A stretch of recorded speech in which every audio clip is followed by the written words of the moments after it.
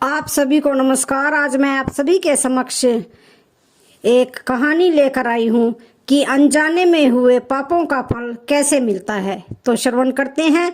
यह बात सत्य है कि कर्म फल से कोई नहीं बच पाया है। कर्म आपका दिखने में तो बुरा हो सकता है, परंतु अगर आपका उद्देश्य और आपकी नीयत सच्ची है तो फल भी आपको सच्चा और अच्छा ही मिलेगा। जिन कर्मों का फल वर्तमान में नहीं मिलता, उसे भोगने के लिए वह आत्मा नया शरीर धारण करती है और अपने नए जन्म में अपना फल भोगती है। इसे ही कहते हैं कर्म का सिद्धांत। तो आइए जानते हैं एक राजा की कहानी से। इसी कर्म सिद्धांत को एक कहानी के माध्यम से जानते हैं। बहुत समय पहले की बात है। एक राजा राज्य करता था। वह राजा एक दिन अपनी जन्म पत्री पढ़ रहा था। पढ़ते पढ़ते उस राजा को ख्याल आया कि जिस समय मेरा जन्म हुआ होगा उस समय कितने मनुष्यों का जन्म हुआ होगा, लेकिन वह सभी मेरी तरह राजा क्यों नहीं बने। राजा हर दिन हर समय इसी प्रश्न का उत्तर ढूंढने में लगे रहते, लेकिन उन्हें इसका उत्तर नहीं मिल पाता था। अपने प्रश्न का उत्तर पाने के लिए राजा अपने राज्य में बड़े बड़े बुद्धिमान व्यक्तियों को बुलाते हैं। राज्य में सभी बुद्धिमान व्यक्ति इकट्ठे होते हैं। वह सभी यह सोच में होते हैं कि राजा ने उन्हें यहाँ क्यों बुलाया है। राजा सभी का अभिनंदन स्वीकार करते हैं और उनसे पूछते हैं कि जिस समय मेरा जन्म हुआ उसी क्षण में और कितने भी व्यक्तियों का जन्म हुआ होगा, तो उन सब व्यक्तियों में से मैं ही राजा क्यों बना। यह सभी राजा क्यों नहीं बने। सभी महान बुद्धिमान इस प्रश्न के लिए गहन सोच विचार करने लगे।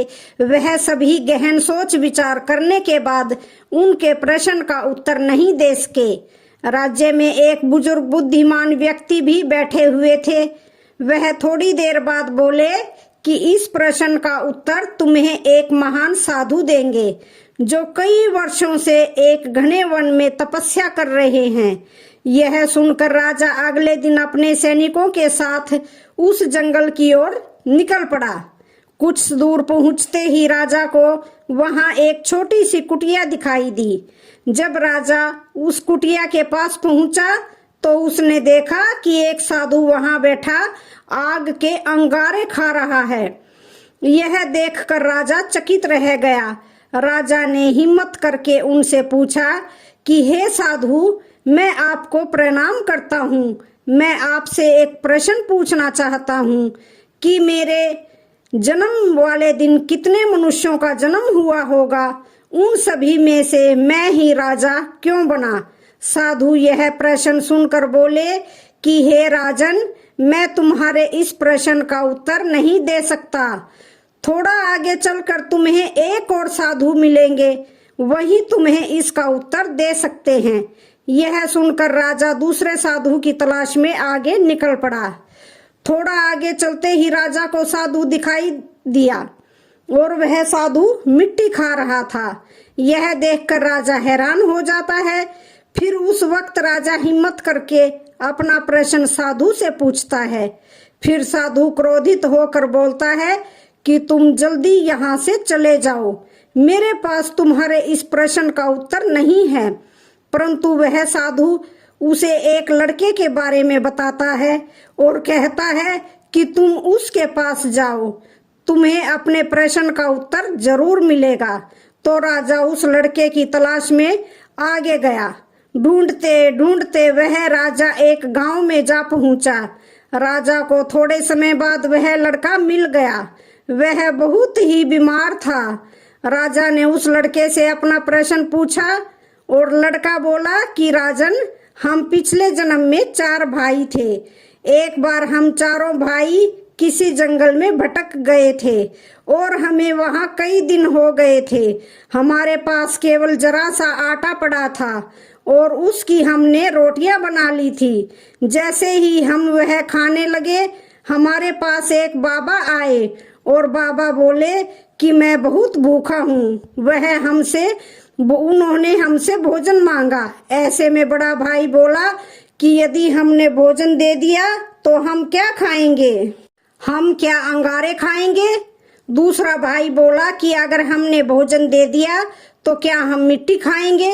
अब जब मेरी बारी आई तो मैंने भी रोटियां देने से मना कर दिया, परंतु राजन बहुत दयालु थे। तुमने अपने हिस्से का भोजन उस बाबा को देकर उसका पेट भरा और तुम्हारे इस पुण्य के कारण तुम इस जन्म में राजा बने। रास्ते में जो तुम्हें अंगारे खाते हुए और मिट्टी खाते हुए साधु मिले थे वह दोनों तुम्हारे भाई थे। तुम्हारा तीसरा भाई मैं हूँ जो इस समय मौत के मुंह में हूँ। हे राजन, इसी प्रकार हम सभी भाइयों को अपनी अपनी करनी का फल मिला है। राजा को यह सुनकर अपने प्रश्न का उत्तर मिल जाता है। दूसरी कहानी, कर्मों का फल कैसे मिलता है। एक समय की बात है, एक प्रतापी राजा था। उसने अपने राजमहल में ब्राह्मणों के भोजन का आयोजन किया और यह आयोजन उसने अपने बाग बगीचे वाले स्थान पर रखा था। इसलिए रसोइया भी उसी स्थान पर जाकर भोजन पका रहा था। उसी समय आकाश में उड़ता हुआ एक चील आया। उस चील ने अपने मुंह में एक सर्प को दबाया हुआ था और जब वो चील उस बगीचे के ऊपर से जा रहा था उस समय उस सांप ने उस चील को डसने की कोशिश की, जिसके कारण जहर की कुछ बूंदें उस बर्तन में गिर गई जिसमें ब्राह्मणों के लिए भोजन पकाया जा रहा था। लेकिन उस रसोइये को इस बात का पता नहीं चला। उसे जरा भी आभास नहीं हुआ कि जहर की बूंदें इस बर्तन में गिर गई हैं। फलस्वरूप वो सारा भोजन जहरीला हो गया और यह भोजन ब्राह्मणों ने खा लिया। तो जहरीला भोजन करने के कारण सभी ब्राह्मणों की मृत्यु हो गई और एक साथ इतने ब्राह्मणों की मृत्यु हो जाना कोई अच्छी बात नहीं थी और यह तो घोर पाप हुआ। अब भगवान के सामने यह प्रश्न उठा कि इस पाप की सजा किसको दी जाए, उस राजा को जिसने इस भोजन का आयोजन किया था लेकिन उसे तो पता भी नहीं था कि भोजन में जहर है, या उस रसोइये को जिसने वो भोजन बनाया था परंतु वो भी इस बात से अनजान था कि यह भोजन जहरीला हो चुका है। तो क्या सजा उस चील को दी जाए जो उस सर्प को लेकर वहां से निकली थी, या फिर सजा उस सांप को दी जाए जिसने आत्मरक्षा के लिए उस जहर को उगला। तो यह बड़े असमंजस की स्थिति बन गई कि आखिर इतने बड़े घोर पाप की सजा किसको दी जाए। तो इस कर्म की सजा के लिए काफी दिन बीत गए। फिर एक दिन कुछ ब्राह्मण उस नगर में आए और उन्होंने एक महिला से राजमहल का पता पूछा।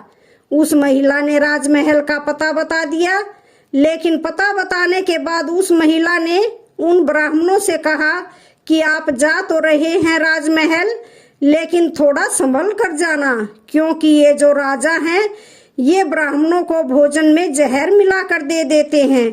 उस महिला के इतना कहते ही भगवान ने कहा कि इस कर्म के फल का अधिकारी मुझे मिल गया है। तो सभी ने भगवान से पूछा कि वो कौन है। भगवान ने कहा कि इस महिला को इस कर्म की सजा दे दी जाए। तब सभी आश्चर्यचकित हो गए और वो बोले, वो महिला तो उस समय वहां मौजूद भी नहीं थी, ना उसने जहर मिलाया, ना उसने भोजन पकाया और ना ही उसने ब्राह्मणों को भोजन कराया, फिर इसकी सजा उसे क्यों दे रहे हैं।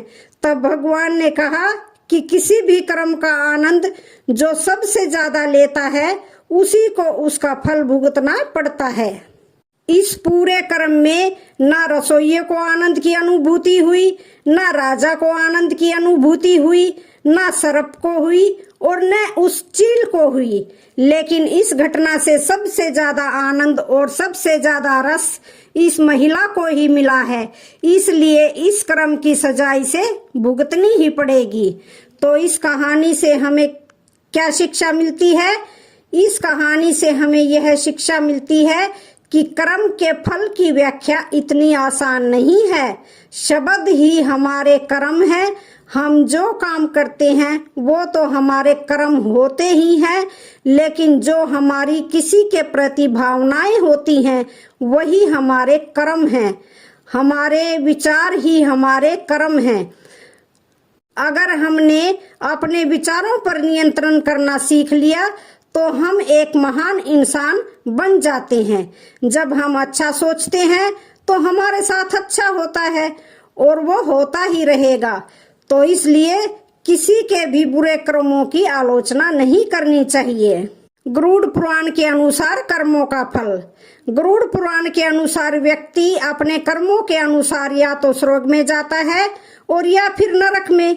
नरक के बारे में गरुड़ पुराण में लिखा है कि नरक 36 प्रकार के होते हैं, जिनके अंदर पापी व्यक्ति की आत्मा को इस तरह की यातनाएं मिलती हैं। इन 36 प्रकार के नरकों में से 10 मुख्य नरकों के बारे में गरुड़ पुराण में लिखा है। तो इन कहानियों से हमें यह पता चलता है कि हम जो भी कर्म करते हैं, चाहे वो सही हो या गलत हो, हमें एक दिन भोगना ही पड़ता है। जिंदगी अगर हंसाए तो समझ लीजिए कि अच्छे कर्मों का फल मिल रहा है, और जिंदगी अगर रुलाए तो समझ लीजिए यह भी आपके कोई बुरे कर्मों का फल मिल रहा है। कर्म तो हम सभी करते हैं। अच्छे कर्म करेंगे तो अच्छा फल मिलेगा, और अगर अच्छे कर्म नहीं करेंगे तो बुरा फल मिलेगा। यह जो कर्म हम करते हैं, अच्छे या बुरे, ये हमें कभी नहीं छोड़ते हैं। हमें इनका फल आज नहीं तो कल जरूर मिलता है। लेकिन कई बार जब हमें बहुत दुख मिल रहे होते हैं, तब हम बोलते हैं कि हमने तो कभी कोई बुरा कर्म किया ही नहीं, फिर हमें क्यों इतने दुख मिल रहे हैं। तो दोस्तों, हमने कर्म किए जरूर होते हैं। अगर इस जन्म में नहीं तो पुराने जन्म में किए होंगे, और पुराने जन्म का तो हमें याद नहीं रहता, क्योंकि हम इंसानों से तो चालाकियां कर सकते हैं लेकिन उस भगवान से नहीं। कर्मों का सिद्धांत बड़ा ही सरल है। जैसा आप किसी को दोगे वैसा ही आपको वापस भी मिलेगा। तो अपने मन से फैसला कर लीजिए कि आपको क्या चाहिए। अगर आप इस ब्रह्मांड को सकारात्मक ऊर्जा दोगे तो आपको भी सकारात्मक ऊर्जा ही मिलेगी। उम्मीद है कि आपको मेरी ये कहानी पसंद आई होगी। अगर कहानी पसंद आए तो चैनल को